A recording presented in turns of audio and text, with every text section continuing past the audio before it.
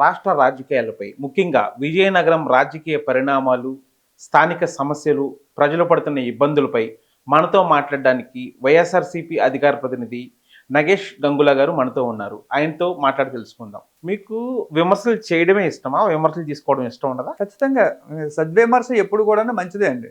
సద్విమర్శ అనేది ఖచ్చితంగా ఉండాలి. ఎవరైనా సరే అది తీసుకోగలగాలి కూడా. కానీ మీరు తీసుకోవట్లేదు కదా? ఎక్కడ తీసుకోలేదు. మీరు సోషల్ మీడియాలో ప్రభుత్వం పైన కానీ, ముఖ్యంగా పవన్ కళ్యాణ్ గారి పైన కానీ విమర్శాత్మక చాలా చేస్తారు, చాలా విమర్శలు చేస్తారు. కానీ ఎవరు మిమ్మల్ని విమర్శించకుండా కామెంట్స్ బ్లాక్ చేస్తారు. కామెంట్స్ ఎందుకు ఓపెన్ చేయరు? కామెంట్స్ ఓపెన్ చేయలేదు అని మీరు ఇప్పుడు చూసి అనుకుంటున్నారు. బహుశా నా గురించి నిన్న చూసి ఉంటారు, దానికి మీరు కామెంట్స్ ఓపెన్ చేయలేదని మీరు అనుకుంటున్నారు. కానీ కామెంట్స్ ఓపెన్ అనేది చాలా కాలం ఇచ్చాను. అంతకుముందు చాలా సంవత్సరాలు పబ్లిక్లో ఉండేది. మామూలుగా అంతా రెస్ట్రిక్షన్లో పెట్టేవాడిని, కామెంట్స్ రెస్ట్రిక్షన్లో పెట్టేవాడిని. కానీ గత కొంతకాలంగా అంటే 2.5 సంవత్సరాల వరకు కూడా పూర్తిగా కామెంట్స్ ఓపెన్లో పెట్టా. కానీ దానివల్ల ఏమవుతుంది, మంచిగా విమర్శించే వాళ్ళు 1000 మందిలో ఒక్కడుంటే మొత్తం మిగతా 999 మందిలో కూడా సద్విమర్శ చేసే వాళ్ళు ఎవ్వరు లేరు. మా ఇంట్లో మా తల్లిని, నా భార్యని, నా పిల్లని, నా పిల్లల్ని, వీళ్ళని టార్గెట్ చేస్తూ పచ్చిబూతులు ఆడే వాళ్ళే తప్ప అంతకు మించి ఇదిగో మీరు మాట్లాడిన దానిలో ఈ పాయింట్ తప్పు ఉంది, ఇది కరెక్ట్ కాదు, ఇలా మీరు మాట్లాడడం పద్ధతి కాదు, దీన్ని సరి చేసుకోండి అని చెప్పే వాళ్ళు ఎవరు లేరు. దానివల్ల నాకు వచ్చే ఉపయోగం ఏంటి, ఆ రోజు మైండ్ డిస్టర్బ్ అవుతుంది. పోనీ వాడి భాషలోనే వాడికి కౌంటర్ ఇద్దాం అనుకుందాం. వాడికి కౌంటర్ ఇస్తే మన స్థాయిని దిగజార్చుకొని చాలా ఇంకా గంటల తరబడి వాడితో అదే ఆర్గ్యుమెంట్ చేస్తూ మనం ఇంకా దిగజారిపోవాల్సి వస్తుంది. అందుకని బ్లాక్ చేశానే తప్ప నేను కామెంట్ ఆప్షన్ తీలా. ఎవరికి 5,000 మంది ఎవరైతే ఉంటారో వాళ్ళకి తీలా, మిగతా అవుటర్స్ కి తీసా. ఓకే, అంటే ఇప్పుడు కామెంట్స్ అసలు మీరు చూడకుండా, కామెంట్స్ వదిలేసి, కామెంట్స్ మీరు చూడకుండా టైం వేస్ట్ చేసుకోకుండా కామెంట్స్ వదిలేసి అసలు మీరు అలా కామెంట్స్ వదిలేస్తే అప్పుడేమంటారు, మనల్ని డిగ్రేడ్ చేసేవాడు పూర్తి స్థాయిలో మనం నెగ్లెక్ట్ చేస్తే కనుక వాడు ఇంకా ఇంకా ఇష్టానుసారం పెడుతూనే ఉంటాడు. మనం ఏదో ఒక టైంలో ఖచ్చితంగా మనం చూస్తాం, ఏదో ఒక కామెంట్ కనిపించకుండా పోదు. ప్లస్ మనకంటూ మనకి ఎవరైతే 5,000 మంది ఉన్నారో, మనల్ని నమ్ముకుని ఉన్నారో, మన పార్టీ అభిమానంతో ఉన్నారో, మన మీద అభిమానంతో పోస్ట్ కిందకు వచ్చి రిప్లై ఇచ్చారో, కామెంట్ ఇచ్చారో, వాళ్ళని మనం పట్టించుకోకుండా ఉండకూడదు కదా. వాళ్ళని కూడా మనం పట్టించుకోవాలి కదా. వాళ్ళని పట్టించుకోవాలంటే వాడి కింద ఈ కామెంట్ కనిపిస్తుంది కదా. అంటే మీరు వాటిని హేట్ చేయొచ్చు, లేదంటే కనుక వదిలేయచ్చు. మీరు భయపడినట్టు ఉంటుంది వాళ్ళకి, అరే ఇతను మాకు భయపడి కామెంట్స్ ఆఫ్ చేశాడు అనేది ఒక ఇది ఉంది కదా. అదేం లేదు, కామెంట్స్ ఆఫ్ చేసేయడం అంటే భయపడేది అనేది వాడు అనుకుంటాడు. వాడు ఏదైనా అనుకుంటాడు. వాడు ఏమనుకుంటాడు, ఒక మనం రిప్లై ఇచ్చాం, వాడికి ఏదైతే రిప్లై ఇచ్చాడో వాడు నా అమ్మని తిట్టాడు, నేను వాడి అమ్మని తిట్టాను, అంతకంటే గట్టిగా తిట్టాను, వాడు ఆగుతాడా? ఆగడు. ఇంకా తిడతాడు, ఇంకా తిడతాడు, ఇంకా తిడతాడు. ఏదో ఒక టైంలో ఆగాల్సిందే కదా. అయితే వాడైనా ఆగాలి, లేదా నేనైనా ఆగాలి. మనం ఎప్పుడు ఆగే పొజిషన్లో ఉండం. ఎందుకు, వాడు ప్రొఫైల్ లాక్ చేసుకున్నవాడు. మీరు ఏ కామెంట్ చూడండి, ప్రొఫైల్ లాక్ చేసుకున్న వాడే పచ్చి బూతులు వచ్చి పెడుతూ ఉంటాడు. మనం ప్రొఫైల్ లాక్ చేయకుండా ఓపెన్లో ఉంచి వాడికి రిప్లై ఇస్తూ ఉండవు. మనం తగ్గట్ల. మన లాస్ట్కి ఎవరు విజయం సాధిస్తారు? మొత్తం ఏదో ఒక ఎండింగ్లో వాడైనా ఆగాలి, మనమైనా ఆగాలి. కానీ వాళ్ళు ఆగే పరిస్థితి ఉండదు. వాళ్ళు ఎందుకంటే జీతానికి పని చేసేవాళ్ళు, టార్గెట్ చేసేవాళ్ళు, వాళ్ళు ఇదే పనిగా పెట్టుకున్న వాళ్ళు. కేవలం వాడి పోస్టులు చూడండి, వాడి ఫ్రెండ్స్ చూడండి. వాడి ఫ్రెండ్స్ 200 మంది ఉంటారు ప్రొఫైల్లో, కానీ పోస్టులు ఎన్ని ఉంటాయి? 5 ఎన్ని ఉంటాయి. కామెంట్స్ మాత్రం ప్రతి పోస్ట్ కిందకి వచ్చి కామెంట్లు పెడుతూనే ఉంటాడు, బూతులు కామెంట్లు పెడుతూనే ఉంటాడు. అంటే మొత్తం వాళ్ళందరూ జాబ్ చేయడానికి మాత్రమే ఓన్లీ దానికోసం నియమింపబడ్డ వాళ్ళు. విజయనగరం జిల్లా వైఎస్ఆర్ గారు ఉన్నప్పుడు కాంగ్రెస్ పార్టీకి, జగన్ గారి హయాంలో వైసీపీ పార్టీకి కంచుకోట లాంటిది. అవును. కానీ 2024 వరకు అది నడిచింది. 2024లో సడన్ గా డ్రాప్ అయిపోయింది. అంటే ఆ విజయనగరం జిల్లాలో చాలా సీట్ల వరకు వైసీపీ కానీ లేదా కాంగ్రెస్, వైఎస్ఆర్ గారి హయాంలో కాంగ్రెస్ కానీ గెలిచేది. ఇప్పుడు ఎందుకు పతనమైంది? ఆ బ్యాంక్ ఓట్ అంతా ఏమైపోయింది? 2024లో ఓటింగ్ ఎక్కడికి పోలా. ఓటింగ్ చాలా వరకు 40% ఓటింగ్ అనేది వైఎస్ఆర్సీపీకి అలాగే ఉంది. కానీ సీట్లు మాత్రం అన్ని లాస్ అయ్యాం. రాష్ట్రం మొత్తం మీద లాస్ అయ్యాం. ఒక్క విజయనగరం జిల్లా ఈవెంట్సే కాదు, రాష్ట్రం మొత్తం మీద 11 స్థానాలకు పడ్డాం. దానికి కారణాలు అనేవి చాలా క్లియర్గా తెలుసు, అందరికీ తెలుసు, కానీ ఎవరు మాట్లాడరు. ఆ కారణాలు ఏంటంటే రాత్రి 2 గంటల లోపు 3 నిమిషాలు కూడా కాదు, 6 సెకండ్లకు ఒకసారి ఓటు వేశారు. ఆ ఓట్లు ఎలా పోలయ్యాయి? దానికి ఎవరైనా ఆన్సర్ చెప్తారా? గెలిచిన వారిలో 164 మంది ఉన్నారు. ఈ 164 మందిలో ఒక్కడైనా సరే ఇదిగో జనాల్లో ఈ అనుమానం ఉంది, నా గెలుపు నిజాయితీ కాదంటున్నారు. ఈవెన్ పవన్ కళ్యాణ్తో సహా. పవన్ కళ్యాణ్ ఆయన అభిమానులు ఎవరైతే ఆయన్ని అభిమానిస్తారో వాళ్ళు ఏమంటారు, మా వాళ్ళు చాలా నిజాయితీపరుడు అని అంటారు. ఆయన నిజాయితీపరుడు అయితే కనుక ఇదిగో రాత్రి 2 గంటల లోపు ఓట్లు వేయడం వల్ల ఇంత మెజార్టీలు, డంపింగ్ మెజార్టీలు వచ్చాయని అంటున్నారు కదా. ప్రతి 6 సెకండ్లకు ఒక ఓటు పోల్ అయిందని అంటున్నారు కదా. అది ఇంపాసిబుల్, అందరికీ తెలుసు. 6 సెకండ్లకు ఒక ఓటు పోల్ అవ్వడం అనేది ఇంపాసిబుల్. అలా జరిగి గెలిచారని అంటున్నారు కదా. ఇదిగో నా నియోజకవర్గంలో అలా జరగలేదు. కావాలంటే సాయంత్రం 5 గంటలకి క్యూ లైన్లో ఉన్న వాళ్ళు ఇంతమంది, ప్రతి బూత్లో ఇన్ని బూతులు ఉన్నాయి, ఒక్కొక్క బూత్లో ఇంతమంది క్యూ లైన్లో ఉన్నారు అనే ఇన్ఫర్మేషన్ ఆయన ప్రజల ముందు ఉంచితే ఎస్, పవన్ కళ్యాణ్ నిజంగా నిజాయితీగా గెలిచాడు, అక్కడ జగన్మోహన్ రెడ్డి తాలూకా అభ్యర్థి నీతి నిజాయితీతోనే ఓడిపోయాడు, జనం నిజంగానే ఓడించారు అనుకోవచ్చు. అలా రాష్ట్రం మొత్తం కూడా జరిగాయి. అవి ఎక్కడెక్కడ జరిగాయి అనేది మొత్తం లిస్ట్ అంతా కూడా అందరికీ తెలిసిన విషయమే. దానిలో ఈవీఎం మొత్తం ఎలక్షన్ కమిషన్ ఏదైతే ఉందో, ఎలక్షన్ కమిషన్ ప్రతి విషయంలో కూడా వెనకడుగేసింది, అది అందరికీ తెలుసు. సో దాన్ని అయితే కనుక జనాలు ఓడించారు అనేదాన్ని నేనైతే ఒప్పుకోను. సో మీకు అన్నీ తెలుసు, అందరికీ తెలుసు అంటున్నారు, సాక్ష్యాధారాలు ఈ టైంలో ఓటైందని చెప్తున్నారు. ప్రతిపక్షంగా మీరు ఎందుకు హైకోర్టుకి కానీ సుప్రీంకోర్టు కానీ వెళ్ళలేకపోయారు? ఆల్రెడీ నాకు తెలిసిన ఇన్ఫర్మేషన్ అంటే అది నాకు తెలిసిన సమాచారం ప్రకారం సుప్రీంకోర్టు ఏమని మాట్లాడింది, అప్పుడు ఎవరైతే ఉన్నారో ఎలక్షన్ కమిషన్లో అప్పుడు ఎవరైతే పనిచేశారో వాళ్ళు ఇప్పుడు లేరు, వాళ్ళ మీద మేము ఏమీ యాక్షన్ తీసుకోలేము అని చెప్పింది. అంటే ఏంటి అంటే మీరు ఎప్పుడు వెళ్ళారు కోర్టుకి? ఎప్పుడు వెళ్ళారు? కోర్టుకి వెళ్ళారా లేదా అనేది కాదు, కోర్టు అనేది క్లియర్గా చెప్పింది. జగన్మోహన్ రెడ్డి గారు గెలిచిన వెంటనే ఒకటే చెప్పారు. ఏమని చెప్పారు, మాకు అన్యాయం జరిగింది, తప్పు చేశారని తెలుసు, కానీ సాక్ష్యాధారాలు లేవు అని చెప్పారు. ప్లస్ ఏదైతే ఎలక్షన్ అయ్యిందో, ఎలక్షన్ అయిన కొద్ది రోజుల్లోనే మొత్తం ఈవీఎంల తాలూకా డేటా అంతా అరేంజ్ చేయడం ఇవన్నీ కూడా చాలా జరిగిపోయాయి. సాక్ష్యాధారాలు లేవని చెప్పేసి సుగాలి ప్రీతి గారి తాలూకా కేసు గురించి పవన్ కళ్యాణ్ మాట్లాడతారు. అలాగే ఇందులో కూడా మొత్తం సాక్ష్యాలన్నీ తారుమారు చేసినట్టే. అలా జరిగిన తర్వాత ఇంకా ఏ కోర్టుకి వెళ్ళినా ఎక్కడికి వెళ్ళినా లాభం ఏముంది? అందుకని చెప్పేసి మా నాయకుడు కూడా అదే, ప్రజల్లోనే మళ్ళీ తెలుసుకుందాం, ప్రజల్లోనే నిరూపించుకుందాం, ప్రజలకు తెలిసి ఈసారి మనం ఎలాగో ఓడిపోయాం, ఎలాగో ప్రజలు వాళ్ళని మళ్ళీ తీసుకొచ్చారని అనుకుందాం, వాళ్ళకి తెలిసి వస్తుంది కదా. ప్రజల నుంచే ఆ తీవ్ర స్థాయిలో వ్యతిరేకత రావాలి, ప్రజలే తెలుసుకోవాలి, ప్రజలే తిరగబడాలి అన్నది జగన్మోహన్ రెడ్డి గారి కాన్సెప్ట్. విజయనగరం జిల్లా అంటే మనకు ఫస్ట్ గుర్తొచ్చే పేరు బొత్స సత్యనారాయణ గారు. అవును. సో ఒక విధంగా చెప్పాలంటే ఆయనకి జిల్లా డాన్ అనొచ్చు. అలాంటి వ్యక్తి కూడా మొన్న ఎలక్షన్లో ఓడిపోయారు. ఇప్పుడు ఆయన ప్రభావం ఎంత ఉంది విజయనగరం జిల్లా మీద? ఏమైనా తగ్గిందా? ఆయన ప్రభావం ఎప్పుడు తగ్గదండి. ఇప్పుడు ఆయన తాలూకా ప్రభావం తగ్గడానికి కూడా ఆస్కారం ఎప్పుడు ఉండదు. ఎందుకంటే ఇప్పటికీ కూడా అటు వరద కళ్యాణి గారు కానీ, ఇటు బొత్స సత్యనారాయణ గారు కానీ, వీళ్ళు మాట్లాడే మాటల్లో చాలా వరకు పాయింట్స్ ఉంటాయి, ఇంపార్టెంట్ పాయింట్స్ ఉంటాయి. ఎప్పుడు కూడా వాళ్ళ అవాకులు చెవాకులు పాడరు, ఇంకా ఇష్టానుసారం మాట్లాడే రకం కాదు, సబ్జెక్ట్ పరంగా మాట్లాడతారు, ప్రజలకి ఎప్పుడు కూడా జవాబుదారీగానే ఉంటారు. ఇప్పుడు వాళ్ళ తరం, నెక్స్ట్ తరం కూడా ఇప్పుడు ఆల్రెడీ వచ్చి రాజకీయాల్లో పనిచేస్తున్నారు. ఆయన వారసులు కూడా ఇప్పుడు రంగప్రవేశం చేశారు. ఆ జిల్లాలు ఏవైతే ఉన్నాయో మొత్తం ఈ విజయనగరం, శ్రీకాకుళం, వైజాగ్ వరకు కూడా వాళ్ళ ప్రభావం అనేది అలాగే ఉంటుంది. రాష్ట్రంలో 2.5 ఏళ్ల కూటమి పాలన ఎలా ఉంది మీకు? అందరూ చూస్తున్నదేగా, ఏముంది? అరెస్టులు, దౌర్జన్యాలు, దాడులు, హత్యలు, ఇవి తప్ప. ఎస్, గతంలో కంటే మేము మెరుగ్గా ఫలానాది చేసామని ఏమైనా చెప్పగలుగుతారు వాళ్ళు? ఏ విషయంలో కూడాను మేము ఇప్పటి వరకు చంద్రబాబు నాయుడు గారి జీవిత కాలంలో ఎస్, చంద్రబాబు నాయుడు గారి పేరు చెప్తే ఫలానా పథకం గుర్తొస్తుంది అనే విధంగా ఏదైనా పథకం చెప్పగలరా? ఆయనకు ఇది లేదు. ఇప్పటికీ కూడా ఇన్ని సంవత్సరాల పాలనలో చంద్రబాబు నాయుడు గారు మీరు ఏం చేశారని అంటే హైటెక్ సిటీ పక్క రాష్ట్రం చూపిస్తారు.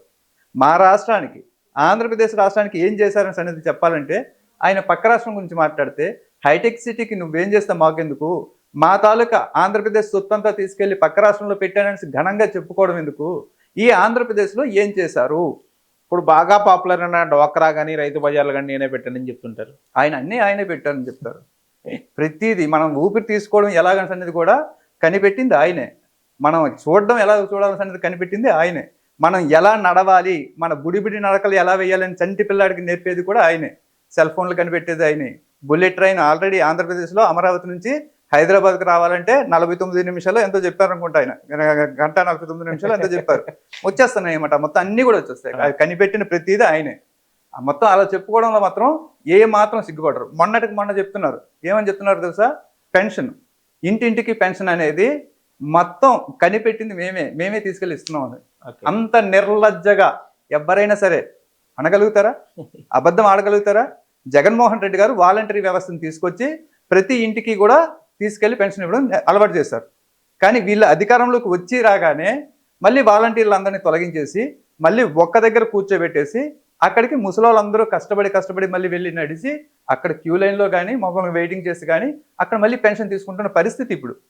కానీ ఏమాత్రం సిగ్గుపడకుండా, రెప్పయ్యకుండా, కన్ను ఆర్పకుండా అబద్ధాలు చెప్తూనే ఉంటాడు ఆయన. అది ప్రజల్లో నవ్వులు పాలవుతారని తెలుసు, ప్రజలు చేత్కరిస్తారని తెలుసు. ప్రతి ఎలక్షన్లు కూడా ఆయన పబ్లిక్లో ఎలక్షన్కి ముందు మంచిగా చెప్తారు, ఎలక్షన్ అయిపోయాక మోసం చేస్తారు. ప్రజలు మళ్ళీ ఆయన్ని చేత్కరించుకొని తిరిగి ఇంటికి పంపిస్తూ ఉంటారు. అయినా సరే ఆయన మార్పు రాదు. పుట్టుకతో వచ్చిన బుద్ధి సామెత ఉంటుంది చూసారా, అలాగే. ఆంధ్రప్రదేశ్లో మావిగన్ వర్సెస్ అమరావతి ఇద్దరు సీఎంలు ఛాలెంజ్ చేశారు. అసలు మాజీ సీఎం, ప్రజెంట్ సీఎం. జగన్ గారేమో మావిగన్ మీదే నేను ఎలక్షన్కి వెళ్తా అని చెప్పారు. ఈయనేమో అమరావతి మీకే నేను కట్టుబడి ఉంటా అన్నారు. ఏది గెలుస్తుందంటారు? రెండు అన్నారు కదా. చంద్రబాబు నాయుడు గారు అమరావతికి నేను కట్టుబడి ఉంటాను అన్నారు కదా. ఎప్పుడు అన్నారు? జగన్ గారు చెప్పిన నెక్స్ట్ డేనే అనౌన్స్ చేశారు. అన్నారు అమరావతి మీదే నేను స్టాండ్ తీసుకుంటున్నాను అన్నారు. చూడండి, అన్నారు. ఒకసారి చూపిస్తారా? చూపించగలరా? చూపిస్తాను మీకు, ఇంటర్వ్యూ ఫార్వర్డ్ లో చూపిస్తాను. ఓకే, చూపిస్తారు కదా. చూపిస్తాను. ఇంకో విషయం, అదే అమరావతి కట్టుబడి ఉంటారన్నారు ఆయన, అన్నారు కదా. అవును. అదే చంద్రబాబు నాయుడు గారు మా వి గన్ అంటే ఏంటి? మచిలీపట్నం, విజయవాడ, గుంటూరు, అంతే కదా. అవును. మా వి గన్.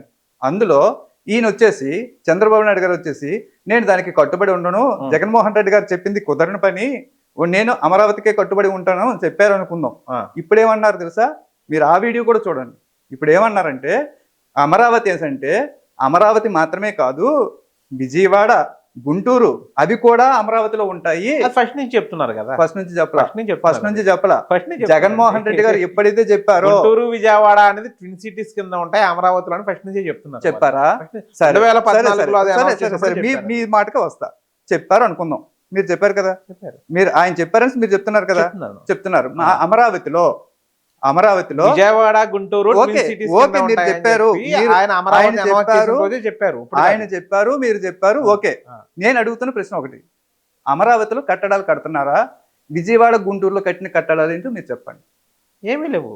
ఏమీ లేకుండా మరి రాజధానిలో ఎలా ఉంటది? చెప్పడం వరకే చెప్పారు, కడుతున్నారని నేను చెప్పలే. ఇక్కడ మీకు చెప్పడం వరకు చెప్పారని చెప్పాను. మీకు చెప్పడం వరకు ఆయన ఎన్నైనా చెప్తారు కదా. ఆయన చెప్పడానికి ఇంకా కొద్ది రోజుల్లో మచిలీపట్నం కూడా అందులో ఉంటుందని ఆయన చెప్తాడు. ఎలక్షన్ కి వచ్చే ముందు, ఎలక్షన్ లోగానే, ఈ విషయం నేను ఇంతకు ముందు కూడా చెప్పా, ఎలక్షన్ లోగానే మచిలీపట్నం, విజయవాడ, గుంటూరు కూడా అమరావతిలో భాగమే అని చెప్తాడు. కానీ కట్టడాలన్నీ అమరావతిలో మాత్రమే కడతాడు. ఎందుకు? అది ఒక కుల రాజధాని, అందుకే కడతాడు. ఇప్పుడు వైఎస్ జగన్ గారు మూడు రాజధానుల స్టాండ్ పక్కన పెట్టేసి 3 ప్రాంతాల స్టాండ్ పట్టుకున్నారు. ఎందుకు వదిలేసారు 3 రాజధానులు అనేది? 3 రాజధానులు అనేది కాన్సెప్ట్ అనేది చాలా మంచిది. ఎప్పుడైనా సరే ఒక రాష్ట్రం విడిపోకుండా ఉండాలన్నా, మొత్తం ఏదైనా సరే రాష్ట్రం మొత్తం అభివృద్ధి వికేంద్రీకరణ జరగాలన్నా అది జనాలకి చాలా మంచి పద్ధతి. కానీ చంద్రబాబు నాయుడు గారు జనంలో విషం నాటడంలో బాగా సిద్ధహస్తుడు. ఆ 3 రాజధానులు అనేది ఒక విషం లాగా చూపించడంలో చంద్రబాబు నాయుడు గారు సక్సెస్ అయ్యారు. ఎంత విషంలా చూపించారంటే స్వయంగా విశాఖపట్నం వాసులు కూడా దాన్ని అంగీకరించాల. వాళ్ళకి రాజధాని ఇస్తామంటే మీరైనా సరే మీ ఊరు బాగుపడుతుంది అంటే మీరైనా సంతోషిస్తారు, మా ఊరు బాగుపడుతుంది అంటే నేనైనా సంతోషిస్తాను. కానీ విశాఖపట్నం వాళ్ళు మీకు రాజధాని ఇస్తామంటే మాకు అవసరం లేదు అని అన్నారు. అలాంటప్పుడు ఇది తీసుకొచ్చి తన్నెత్తి మీద ఎందుకు ఉంచుకుంటాడు ఆ భారాన్ని? ఏ నాయకుడైనా సరే ప్రజలకు మేలు చేద్దాం అనుకుంటాడు, కానీ ప్రజలే దాన్ని అక్కర్లేదు అనేటప్పుడు ఆయన స్టాండ్ మార్చుకోక తప్పదు. ఆయన చెప్పింది ఏంటి? అది ప్లాన్ ఏ. మీకు ప్లాన్ ఏ ఎలాగూ నచ్చలేదు, అందుకే నేను ప్లాన్ బికి వచ్చాను అని చాలా స్పష్టంగా చెప్పారు కదా. మీకు కూటమి ప్రభుత్వం పైన కోపం ఉందా, లేదా పర్టికులర్ గా పవన్ కళ్యాణ్ గారికి కోపం ఉందా? ఎందుకంటే కూటమి ప్రభుత్వం కంటే కూడా పవన్ కళ్యాణ్ మీద ఎక్కువ టార్గెట్ చేస్తుంటారు మీరు. పవన్ కళ్యాణ్ మీద ఎందుకు టార్గెట్ చేస్తాం? ఇప్పుడు లడ్డూ విషయం ఉంది, చంద్రబాబు నాయుడు గారు దాన్ని రేజ్ చేశారా, పవన్ కళ్యాణ్ గారు రేజ్ చేశారా? విషయాన్ని కదిపింది చంద్రబాబు నాయుడు గారు, కానీ భుజానికి ఎత్తుకున్నది మొత్తం పైనుంచి కింద వరకు వేషధారణ మార్చేసి రోడ్ల మీదకి వచ్చేసి మెట్లు కడిగేసి అన్ని చేసింది పవన్ కళ్యాణ్ గారు. మరి పవన్ కళ్యాణ్ గారిని అంటావా, చంద్రబాబు నాయుడు గారిని అంటావా? ప్రతి విషయంలో కూడా. ఇప్పుడు జగన్ భూములు లాక్కుంటున్నాడు, ఎవరు చెప్పారు? చంద్రబాబు నాయుడు గారు చెప్తారు సూచాయిగా. దాన్ని ఎవరు భుజానికి ఎత్తుకుంటారు? పవన్ కళ్యాణ్ ఎత్తుకుంటారు. సుగాలి ప్రీతి కేసు విషయం ఉంటుంది, ఎవరు కలుపుతారు? చంద్రబాబు నాయుడు గారు కలుపుతారు, ఈయన భుజానికి ఎత్తుకుంటాడు. 30 వాలంటీర్లు అనేవాళ్ళు మన ప్రభుత్వానికి వ్యతిరేకమనేసి చంద్రబాబు నాయుడు గారు పవన్ కళ్యాణ్ చెవిలో చెప్తారు. కానీ పవన్ కళ్యాణ్ ఏం చేస్తాడు? బయటకు వచ్చేసి మైకు ముందుకు వచ్చేసి ఆవేశంతో ఊగిపోయి మొత్తం వాలంటీర్లు అందరూ కూడాను అమ్మాయిల్ని తీసుకెళ్లి అమ్మేస్తున్నారు, దీని జగన్ ప్రభుత్వంలో 33,000 మంది అమ్మాయిలు మిస్ అయిపోయారు అని చెప్పి అరుస్తారు. మరి ఇవన్నీ చేసేటప్పుడు ఎవరిని మనం టార్గెట్ చేస్తాం? చంద్రబాబు నాయుడు గారిని మేము ఎందుకు టార్గెట్ చేయాలి? మేము చేయాల్సింది ఎవడైతే ప్రజల్లో విషాన్ని నాటుతున్నారో వాళ్ళని మేము చేయాలి. అందుకు మేము పవన్ కళ్యాణ్నే టార్గెట్ చేస్తాం, పవన్ కళ్యాణ్నే ప్రశ్నిస్తాం. దానికి తోడు నిజాయితీ పరుడని వాళ్ళ తాలూకు అభిమానులు చెప్తూ ఉంటారు కాబట్టి ఆ నిజాన్ని ఏంటో మేము బయటకు తెలియజేస్తూ ఉంటాం. అంటే ఆయన మాట్లాడడం వరకే కానీ ఇప్పటి వరకు ఆయన శాఖల్లో కానీ ఎక్కడ అవినీతి జరిగింది లేదు. అవినీతి జరిగింది లేదు అని మీరు ఎలా చెప్తారు? అంటే బయటకు రావాలి.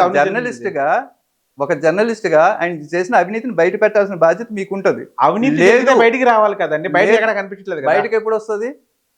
ప్రతిపక్షంలో ఉంటే వస్తుంది, అధికార పక్షంలో ఉంటే రాదు.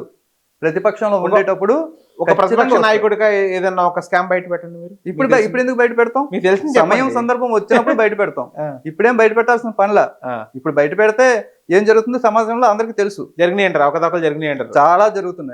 చాలా జరుగుతున్నాయి. వాటన్నిటికీ కూడా ఫలితం అనుభవించే రోజు 2029 తర్వాత పక్కాగా ఉంటుంది. ఓకే, దానిలో నాకు భాగస్వామ్యం లేదనిసి చెప్పుకోవడానికి ఉండదు, సంతకాలతో సహా దొరుకుతారు వీళ్ళు. అంతేనా? అంతే. ఓకే, 2029లో మళ్ళీ వీళ్ళు కూటమిగానే వెళ్తే వీళ్ళు గెలిచే అవకాశం ఉంది 100% అని మళ్ళీ వీళ్ళు అనుకుంటున్నారు. అది ఎంతవరకు నిజం? కూటమిగా వెళ్తే మళ్ళీ వీళ్ళే గెలుస్తాము అనుకుంటున్నారు కదా. అనుకోవడంలో తప్పేం లేదు కదా. కూటమిగా వెళ్తే గెలుస్తామని వాళ్ళు అనుకుంటారు, కూటమిగా ఉంటేనే గెలుస్తామని అనుకుంటారు, కూటమిగా ఉంటేనే జగన్మోహన్ రెడ్డి గారిని ఎదిరించగలము అని చెప్పి అనుకుంటారు. ఆ విధంగానే ప్రయత్నం చేస్తారు. కానీ ఎప్పుడు కూడా జనాలకి ఆల్రెడీ చూశారు, అక్కడ క్యాలిక్యులేషన్స్ కూడా జగన్మోహన్ రెడ్డి గారికి 40% మొన్న లాస్ అవ్వకుండా ఆయన సాలిడ్ ఓట్ అలాగే ఉంది. ఈసారి చెప్పాను కదా, రాత్రి 2 గంటల లేపు దెయ్యాలు ఓట్లేసాయి కదా, ఆ దెయ్యాలు ఈసారి ఓట్లు వేయవు కదా.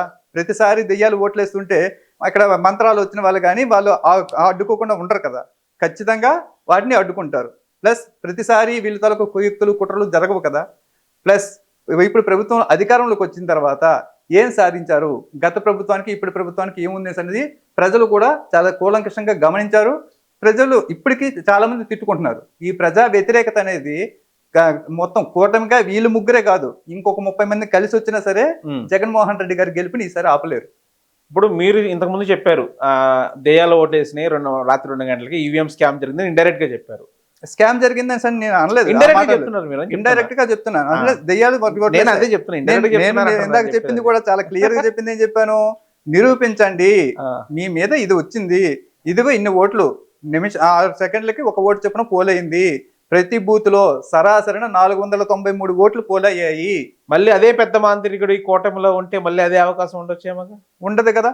అంటే ఆయన బలంగా ఉండాలి, 2029లో బలంగా ఉండాలి, ఖచ్చితంగా వ్యతిరేకించాలి. ఆయన ఎప్పుడు బలంగానే ఉంటారు, ఆయన ఎప్పుడు కూడా డైరెక్ట్ పోరాటం చేస్తారు. పోరాటంలో జగన్మోహన్ రెడ్డిని మించిన వాళ్ళు లేరు. 2029 ఎలక్షన్ లో జగన్ గారు బీజేపీతో కలిసే అవకాశం ఉందా? అది మనం చెప్పలేమండి. బీజేపీతో ఎప్పుడు కూడాను జగన్మోహన్ రెడ్డి గారు ఒంటరిగానే పోటీ చేయడానికి ఇష్టపడతారు. బీజేపీతో కలిసి ఇంకో పార్టీతో కలిసి అనేది ఇప్పటి వరకు ఆయన ఆలోచనలో లేదు. ఆ ఆలోచన వస్తుందని కూడా నేను అనుకోవట్లేదు. 2024 ఎలక్షన్ ముందు ఫస్ట్ ఆఫర్ బీజేపీ జగన్ గారికి ఇచ్చారు, జగన్ గారు తిరస్కరించారంటారు, ఎంతవరకు నిజం? చాలా పక్కాగా, చాలా క్లారిటీ. లాస్ట్ మినిట్ వరకు, చాలా దగ్గర వరకు, ఎలక్షన్ దగ్గర వరకు కూడా చాలా ఎక్కువగా ప్రయత్నం చేసింది బీజేపీ. జగన్మోహన్ రెడ్డి గారికి ఆఫర్ ఇచ్చింది, కానీ జగన్మోహన్ రెడ్డి గారు లేదు, మేము సింగిల్ గానే వెళ్తాం. ఎందుకోసంటే ఆయనకి ప్రజల మీద నమ్మకం ఉంది, చేసిన మంచి మీద నమ్మకం ఉంది. రాష్ట్రంలో ఇప్పటి వరకు ఏ నాయకుడు చెప్పని విధంగా నేను మేలు చేశానని మీరు నమ్మితేనే ఓటు వేయండి అడిగిన ఏకైక నాయకుడు ఆయనే కాబట్టి ఆ నమ్మకంతోనే వెళ్ళారు. వెళ్తే ఈ విధంగా దెబ్బయ్యారు. 2029 ఎలక్షన్ కి మీ పార్టీ ప్రణాళిక ఏంటి? ముఖ్యంగా విజయనగరం జిల్లాలో జిల్లా నాయకుడిగా మీరు ఎలాంటి ప్రణాళికలు సిద్ధం చేస్తున్నారు? ప్రణాళికలు అనేవి అప్పటికి ఇప్పుడు ఇంకా 3 సంవత్సరాల టైం ఉంది. ఈ 3 సంవత్సరాల్లో జగన్మోహన్ రెడ్డి గారి పాదయాత్ర అవ్వాలి, ప్రజలు ఏం కోరుకుంటున్నారో చాలా కులంకషంగా తెలుసుకోవాలి. ఇప్పుడు ప్రజలు ఏమి నష్టపోయారు, గత పాలనలో మేము అన్ని పథకాలు ఇవ్వడం వల్ల జనాలకి సోమరపోతులు అయిపోయారని చెప్పి చంద్రబాబు నాయుడు గారు అన్నారు కదా, వాటిని కూడా పరిగణలోకి తీసుకోవాలి. వీటినన్నింటినీ ఇప్పుడైతే గత ఎలక్షన్లో ఎలాగైతే నవరత్నాలను ఇచ్చారో ఇప్పుడు కూడా పాదయాత్రలోనే మా విధి విధానాలన్నీ కూడా ప్రకటిస్తారు. విజయనగరం జిల్లాలో వచ్చే ఎలక్షన్లో ఎన్ని స్థానాలకు గెలవచ్చు వైసీపీ? క్లీన్ స్వీప్ పక్కా అండి, ఖచ్చితంగా క్లీన్ స్వీప్ చేస్తాం. ఇంకా అందులో ఆ విషయంలో తిరిగి చూడక్కర్లేదు. విజయనగరం జిల్లా విషయంకి వస్తే కనుక ఖచ్చితంగా క్లీన్ స్వీప్ అనేది చూడాల్సిందే. విజయనగరం జిల్లాలో ఇప్పటికీ వేధిస్తున్న ప్రధాన సమస్య ఏంటి? విజయనగరం జిల్లాలో ఇప్పటికీ వేధిస్తున్న ప్రధాన సమస్య ఏంటంటే గత వైఎస్ఆర్సీపీ హయాంలో మొత్తం స్కూల్స్ అన్ని బాగు చేశారు.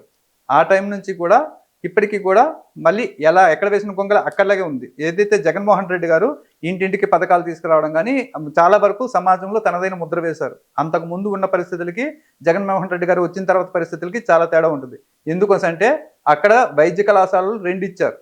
అలా మొత్తం అన్ని కూడాను డెవలప్ చేసినా కూడా ఆ తర్వాత నుంచి మళ్ళీ ఇప్పుడు అభివృద్ధి కుంటుపడింది. వీటిని మళ్ళీ జగన్మోహన్ రెడ్డి గారు వచ్చిన తర్వాత మళ్ళీ అభివృద్ధి పదంలో నడిపించారు. జిల్లాలో యువతకి ఉద్యోగ అవకాశాలు కానీ ఉపాధి అవకాశాలు చాలా తక్కువగా ఉంటున్నాయి. ఇది రాజకీయ నాయకుల లోపమా లేదంటే కనుక పాలన లోపమా? ఎందుకు భారీ పరిశ్రమలు తేవడంలో ప్రభుత్వాలు విఫలమవుతున్నాయి విజయనగరానికి? విజయనగరం జిల్లాలో భారీ పరిశ్రమలు అంటే అది నేను కూడా చాలా కాలం నుంచి ఆలోచిస్తూనే ఉంటాను. ఏ ప్రభుత్వం వచ్చినా కూడా భారీ పరిశ్రమలు విజయనగరంకి ఎందుకు తెచ్చుకోవట్లేదు అంటే కనుక నాకున్న ఆలోచన ఏంటంటే వాళ్ళు ఎంతసేపు కూడా మా నాయకులు కానీ మా ప్రజలు కానీ వాళ్ళు ఉన్న దాంట్లో తృప్తిగా బతకడం అనే దానికి అలవాటు పడిపోయారు. ఒక కంఫర్ట్ జోన్ అంటాం కదా, ఆ కంఫర్ట్ జోన్లో ఉండిపోవడానికి ఇష్టపడతారు తప్ప ఛాలెంజ్గా తీసుకోవడం కానీ ఎక్కువగా సంపాదించాలని కానీ ఎక్కువగా డెవలప్ అవ్వాలని కానీ బయట ప్రపంచంతో ఎక్కువగా కనెక్ట్ అవ్వలేదు. ఒరిస్సా బార్డర్ సరిహద్దులో ఉండడం వల్ల మారుమూల ప్రాంతం కావడంతో ఈ ఆలోచనలు రాకపోవడం వల్ల పరిశ్రమల దిశగా పెట్టుబడుల దిశగా ఆ దిశగా ఎక్కువగా ఆలోచించారు అన్నమాట. అది మిగతా జిల్లాలకి అక్కడికి తేడా. ఏజెన్సీ గిరిజన ప్రాంతాల్లో రోడ్లు కానీ విద్యా వైద్యం కానీ ఈ సమస్యలు పరిష్కరించడానికి పవన్ కళ్యాణ్ గారు ప్రత్యేక శ్రద్ధ తీసుకుంటున్నారు అంటున్నారు, నిజమేనా? దానికి మించిన హాస్యాస్పదం ఇంకోటి ఉండదు. మీరు ఇప్పుడు వస్తే మీరు నాతో కనుక వస్తే మా ఊరికి సాలూరు మండల కేంద్రం, మాది మండల కేంద్రం, మా ఊరు నుంచి సాలూరు అది 19 కిలోమీటర్లు. మీరు గంటలో చేరుకోగలిగితే 19 కిలోమీటర్లని 1 గంటలో మీరు చేరుకోగలిగితే నేను దేనికైనా సిద్ధం. పవన్ కళ్యాణ్ గారు మరి ఆయన గొప్పతనం అనుకోవాలా లేకపోతే ఇంకొకరు గొప్పతనం అనుకోవాలా, మీ ఇష్టం. ఓకే, అంటే బయట చెప్తున్నట్లు ఏం లేవు రోడ్లు కానీ అలాంటి ఏం లేవు, పబ్లిసిటీ తక్కువ ఉంది, ఓన్లీ పబ్లిసిటీ. అది కూడా ఎక్కడ చంద్రబాబు నాయుడు గారు ఆయనకు ఒక టాస్క్ ఇచ్చారు. ఏంటో టాస్క్? బాబు మనం అన్ని దగ్గరలో గెలుస్తున్నాం కానీ అరకు పాడేరు ప్రాంతాల్లో మనం గెలవలేకపోతున్నాం. ఇప్పుడు వచ్చిన 11 సీట్లలో కూడా అక్కడే ఉన్నాయి. అలాంటి దగ్గర మనం ఓడించలేకపోతున్నాం. నువ్వు అక్కడికి వెళ్ళి నువ్వు అక్కడ పని చేసి వాళ్ళ మనసులు మార్చు అని చెప్పారు. అలా చెప్పడం వల్ల అక్కడ ఒక 3 కిలోమీటర్లు రోడ్డు వేయడం, అక్కడ ఒక 30 మందికి చెప్పులు ఇవ్వడం, అక్కడ ఇంకొక 30 మందికి చీరలు ఇవ్వడం, వాటినేమో వీళ్ళు ఆహా మా అన్న ఓహో మా అన్న చాలా చక్కగా పరిపాలన చాలా మేలు చేసేస్తున్నాడు. టాస్క్ ఇచ్చారు, కంప్లీట్ చేస్తున్నాడు. కంప్లీట్ చేయడు, ఆ టాస్క్ లో ప్రయత్నం చేస్తున్నాడు. మొన్న నాగబాబు అన్నాడు పాపం, పొరపాటున వచ్చేసి పుసుక్కుని నోరుజారు. ఏంటంటే అరకు పార్లమెంటరీ మొత్తం అన్ని సీట్లు మేమే పోటీ చేసేస్తాం అని చెప్పాడు. మరుసటి రోజుకి ఫుల్ గా వాయించేశారు అనుకుంటా, చెవు మొత్తం వాసిపోయింది అనుకుంటా. మరుసటి రోజు వచ్చేసి లేదు నేను ఆ ఉద్దేశంతో అనలేదు, వేరే ఉద్దేశంతో అన్నాను అని కవర్ చేసుకున్నారు. అసలు ఈ భోగాపురం ఎయిర్పోర్ట్ ఆ గొడవ ఏంటంటే అసలు ఎవరి హాయంలో స్టార్ట్ అయింది, ఎవరు క్రెడిట్ చెందాలి? మేము స్టార్ట్ చేసామంటే మేము స్టార్ట్ చేస్తాం, వాళ్ళ క్రెడిట్ తీసుకున్నారంటే వాళ్ళ క్రెడిట్ తీసుకున్నారనేది ఒక 2 పార్టీలు కొట్టుకుంటున్నారు. ఎవరి హాయంలో స్టార్ట్ అయింది, ఎవరి హాయంలో? జగన్మోహన్ రెడ్డి గారు వచ్చినంత వరకు భోగాపురం ఎయిర్పోర్ట్ గురించి సంబంధించి ఎటువంటి అనుమతులు ఎవరు సంపాదించి పెట్టలేదు. జగన్మోహన్ రెడ్డి గారు వచ్చేసరికి అన్ని అనుమతులు క్లియరెన్స్ వచ్చేసి ఉంటే గనక ఎస్ ఫలానా వాళ్ళు ప్రారంభించారు, ఈయన దాన్ని కంటిన్యూ చేశారని చెప్పుకోవచ్చు. కానీ జగన్మోహన్ రెడ్డి గారు వచ్చిన తర్వాతే వాటికి అన్ని అనుమతులు ఇప్పించి చేస్తే అప్పుడు ఓపెనింగ్ రోజు కూడా ఆయన చెప్పారు, ఎవరైతే అది నిర్మిస్తున్నారో ఆయనే స్వయంగా చెప్పారు, రాజశేఖర రెడ్డి టైంలో మేము ఇలా ప్రారంభించి మేము క్లోజ్ చేసాం, ఇప్పుడు జగన్మోహన్ రెడ్డి గారి టైంలో కూడా మేమే ప్రారంభించి మేమే చేస్తున్నాము అని చెప్పి అప్పుడే చాలా క్లియర్గా చెప్పారు, ఇది పలానా డేట్కి ఖచ్చితంగా పూర్తయిపోతుంది, ఇంత తొందరగా చేస్తున్నాం అని చెప్పారు. అదే డేట్ ప్రకారం జగన్మోహన్ రెడ్డి గారు ఆ రోజు ఏదైతే డేట్ అనౌన్స్ చేశారో అదే డేట్ ప్రకారం ఇప్పుడు ఓపెన్ అవుతుంది అది. కానీ వీళ్ళు ఏం చేస్తారు, ప్రతిదీ కూడాను వేరే వాళ్ళకి పుట్టిన బిడ్డని నేనే తండ్రిని చెప్పుకునే రకం చంద్రబాబు నాయుడు గారు అదే కంటిన్యూ చేస్తారు. మొత్తం ఏదైనా సరే మెడికల్ కాలేజెస్ కానీ ఏవి కనీసం ఇటుక కూడా వేయలేదని చెప్తారు. అంతంత బిల్డింగ్లు మొత్తం 7 అంతస్తులు 8 అంతస్తుల వరకు కట్టిన బిల్డింగ్లు కూడా మనకు కనిపిస్తున్నా కూడా లేదు అవి లేవు అని చెప్తారు. మళ్ళీ ఈయన అధికారంలోకి వచ్చిన తర్వాత పొరపాటున దానికి ఏమైనా ఇంకొక 2 అంతస్తులు వేసి పూర్తి చేస్తే కనుక నేనే చేశానని చెప్తారు చంద్రబాబు నాయుడు. ఆయన తలకు తప్పం అది. విజయనగరం జిల్లా వాసిగా భోగాపురం ఎయిర్పోర్ట్ గురించి చిన్న క్లారిటీ ఉంది. ఎవరి హాయంలో స్టార్ట్ అయింది, ఎవరి హాయంలో ల్యాండ్ ఫూలింగ్ జరిగింది, ఎవరు శంకుస్థాపన చేశారు, అదో క్లారిటీ ఇవ్వండి. చెప్పాను కదా, ఇప్పటికే చెప్పాను. శంకుస్థాపన చేయడం అయితే చంద్రబాబు నాయుడు గారు అన్నిటికీ కూడా శంకుస్థాపన చేస్తారు. 2014లోనే చాలా వాటికి, అదొక్కటే కాదు అంటే దాని అంటే గురించి ఎవరి హాయంలో జీవో వచ్చింది? అది జీవో రావడం అంటే ఇప్పుడు ఇక్కడ పలానా చోట ఎయిర్పోర్ట్ పెట్టడానికి ఒక జీవో ఇస్తారు, తర్వాత ల్యాండ్ ఫూలింగ్ జరగాలి. ల్యాండ్ ఫూలింగ్ జరిగింది కదా. ల్యాండ్ పూలింగ్ అవన్నీ కూడా జగన్మోహన్ రెడ్డి గారి కాలంలోనే జరిగాయి. అనుమతులు రావడం అన్ని కూడా జగన్మోహన్ రెడ్డి గారి కాలంలోనే జరిగాయి. ఆ తర్వాతనే దాని తాలూకు నిర్మాణాలు అవన్నీ జరిగాయి. అంతకు ముందు అంటే శంకుస్థాపనలు చేయడం అయితే కనుక చంద్రబాబు నాయుడు గారు అంటే ల్యాండ్ పూలింగ్ తీసుకోకుండా శంకుస్థాపన చేస్తారు. ఆయన చేసేదంతా అంతే కదా. ఇప్పుడు అమరావతి ఉంది, ఇప్పటికీ కూడా ఇంకా ల్యాండ్ తీసుకోవడం చేస్తున్నారు కదా. ఇప్పటికీ కూడా మొన్నటికి కూడా రైతులు చాలా బాగా ఏడుస్తున్నారు కదా. పంటలు పండుతున్న భూముల్ని బుల్డోజర్లతో నొల్లించేసి వాళ్ళ దగ్గర నుంచి తీసుకుంటున్నారు కదా, బలవంతంగా లాక్కుంటున్నారు కదా. ఇప్పుడు అంటే ఆల్రెడీ ఎప్పుడు అది శంకుస్థాపన ఎప్పుడు చేశారు? గతంలో 2014లో చేశారు. మోడీ గారు వచ్చేసి తట్టడి మట్టి చెంబుడు నీళ్లు ఇచ్చారు, అప్పుడు ఇచ్చారు. మళ్ళీ మొన్న వచ్చి మళ్ళీ శంకుస్థాపన చేశారు. ఇన్ని అయిపోయిన తర్వాత ఇప్పుడు మళ్ళీ భూమి తీసుకుంటున్నారు. అంతే కదా చంద్రబాబు నాయుడు గారి తత్వం అది. ఏమి అనుమతులు ఏవి లేకుండానే శంకుస్థాపన చేయడంలో ఆయన్ని హ్యాట్స్ ఆఫ్ చెప్పొచ్చు. మన అలాంటి వ్యాసం చేస్తారు. ఈ భోగాపురం ఎయిర్పోర్ట్ వల్ల విజయనగరం యువతకి ఉద్యోగాలు భారీగా వచ్చే అవకాశం ఉందా? దీని వల్ల కూడా భారీగా వచ్చేసే అవకాశాలు అయితే ఎక్కడ ఉండవండి. ఏదైనా సరే వాళ్ళు ఏదైతే నిర్దిష్టమైన లక్ష్యం ఉంటుందో ఆ లక్ష్యం ప్రకారమే వస్తాయి.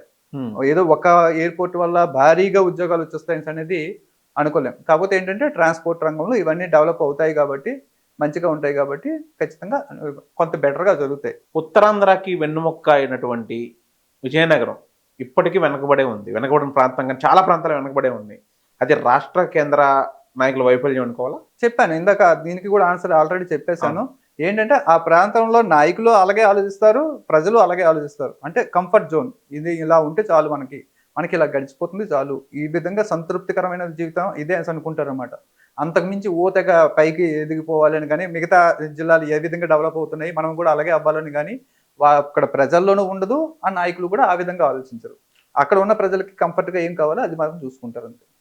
అంటే మీరు ఒక జిల్లావాసిగా, అంటే ఒక పార్టీకి సంబంధించిన వ్యక్తి కాకుండా ఒక జిల్లావాసిగా, మనకి ఎక్కువ వలసలు ఉండేది ఉత్తరాంధ్ర నుంచి, శ్రీకాకుళం, విజయనగరం నుంచి ఎక్కువ వలసలు ఉంటాయి. ఒక జిల్లావాసిగా, ఒక ఉత్తరాంధ్ర వాసిగా ఈ వలసలు తగ్గాలంటే ప్రభుత్వాలకి, అది ఏ ప్రభుత్వం అని ఉంది, ప్రభుత్వాలకి మీరు సూచించేది ఏమైనా ఉందా? గత ప్రభుత్వంలో వలసలు తగ్గాయండి. గత ప్రభుత్వంలో వలసలు తగ్గిపోతే మన చంద్రబాబు నాయుడు గారు పెట్టిన పేరు దానికి చాలా సున్నితంగా, చాలా చక్కగా సోమరపోతులు అయిపోయారు. అంటే ఇంకొక దగ్గరికి వెళ్ళి కష్టపడకుండా ఉండి సోమరపోతులు అయిపోయారు అనేది ఆయన చెప్పిన మాట. మొన్నటికి మొన్న కేటీఆర్ గారు ఇక్కడ ఒక దగ్గర ఏదో పామాయిల్ తోటలోకి ఇక్కడికి వెళ్ళారు, కూర్చొని అక్కడ మాట్లాడుతుంటే పక్కన ఉన్న వాళ్ళు చెప్పారు, బీహార్ నుంచి, ఆంధ్ర నుంచి ఇక్కడికి వచ్చి కూలీ పనులు చేస్తూ ఉంటారండి అని చెప్పారు. అంటే ఏంటి ఆంధ్ర నుంచి కూడా వస్తుంటారా అని చెప్పి కేటీఆర్ గారు అడిగారు. నేను అనుకున్నాను అనమాట, ఓహో అంటే మన వాళ్ళు సోమరతనం తగ్గింది, పర్వాలేదు, చంద్రబాబు నాయుడు గారు వచ్చిన తర్వాత ఉత్తరాంధ్ర నుంచి కొంత సోమరపోతులు తగ్గిపోయారు, వెళ్ళి కష్టపడుతున్నారు అని చెప్పేసి. మంచిదే కదండి, అంటే ఎక్కడికి కష్టపడుతున్నారు, కష్టపడడం అనేది నేర్పిస్తాడు కదా ఆయన చేసేది ఏంటంటే కష్టం అనేది జనాలకి నేర్పించడంలో ఆయన సిద్ధహస్తులు అయ్యారు, సఫలీకృతులు అయ్యారు. అంటే ఈ కష్టం అనేది పక్క రాష్ట్రానికి కాకుండా మన రాష్ట్రంలో కష్టపడితే బెటర్. మన రాష్ట్రంలో ఏముంది చేయడానికి? ఈయన ఏమైనా కొత్తగా చేస్తే కదా, పీపీపీ విధానం అని అంటారు, ఇంకెవరికో చేస్తామని అంటారు, అది జరిగే పనులు కాదు. ప్రతిదీ కూడా ఈయన చేయనివ్వరు. ఓకే, ఇంకా ఎదుగుదల ఉండదు. అదే జగన్మోహన్ రెడ్డి గారి కాలంలో అయితే కనుక ప్రతి ఒక్కరికి కూడా సంతృప్తిగా, ప్రతి ఇంటికి కూడా తగినంత వాళ్ళ అవసరాలకు తగ్గట్టుగా ప్రభుత్వ పథకాలు, సంక్షేమ పథకాలు అన్నీ కూడా డోర్ టు డోర్ ఇచ్చారన్నమాట. అలా రావడం వల్ల వాళ్ళు సంతృప్తిగా వలసలు అనేవి చాలా వరకు అరికెట్టారు. అది జగన్మోహన్ రెడ్డి గారికి ఇప్పటికీ కూడా పనిచేస్తుంది. అక్కడ ఎవరు ప్రజలు, మీరు ట్రైన్లో జర్నీ చేశారనుకోండి, అక్కడ కూడా మాట్లాడుతున్నారు ప్రతి ఒక్కరిని. జస్ట్ మీరు ఏమీ లేదు, చిన్నది కదిపేసి, ఏమండి ఇప్పుడు ప్రభుత్వం ఎలా ఉంది అని ఇలా కదపండి, కదిపితే బడా బడా బడా బడా బడా వాళ్ళే చెప్తారు గత ప్రభుత్వానికి ఇప్పుడు ప్రభుత్వానికి తేడా. వైసీపీ అధికారంలో ఉన్నప్పుడు విజయనగరం జిల్లా అభివృద్ధి పనుల్లో చెప్పుకోదగ్గ అభివృద్ధి ఏముంది? చెప్పుకోదగ్గ అభివృద్ధి అంటే మీకు ఏం కావాలి? మా జిల్లా వరకు అయితే, విజయనగరం గురించి నేను అడిగాను. మా విజయనగరం జిల్లా వరకు అయితే కనుక రోడ్లు చాలా వరకు వేశారండి. విజయనగరం జిల్లాలో చాలా వరకు రోడ్లు వేశారు, ఏదో 1-2 మెయిన్ రోడ్లు తప్ప. మిగతాది ఇంకోటి ఏంటంటే అక్కడికి వచ్చేసరికి నెల్లిమర్ల మెడికల్ కాలేజ్ చాలా హైలైట్గా ఉంటుంది, చాలా పెద్ద కాలేజు, చెప్పుకోలేకపోయారు వైఎస్ఆర్సీపీ. అలాగే జిల్లాని 2గా డివైడ్ చేయడం అంటే మళ్ళీ ప్రతి యంత్రాంగాన్ని డబల్ ఇంకొక ఆఫీసులు మళ్ళీ కట్టాలి. కలెక్టర్ ఆఫీస్ కానీ లేదంటే మిగతా కానీ ఇవన్నీ కూడా కట్టాలి. అవన్నీ కూడా డెవలప్ చేశారు. ఇది పార్వతీపురం మాన్యం జిల్లాని కొత్తగా ఏర్పాటు చేసి అక్కడ మౌలిక వసతులు అన్ని కల్పించారు. అలాగే అక్కడ కూడా మెడికల్ కాలేజు నేను చూసేటప్పటికి దగ్గర 6 అంతస్తుల వరకు మొత్తం నిర్మాణం చాలా వరకు పూర్తయింది. అవన్నీ చేశారు జగన్మోహన్ రెడ్డి గారు.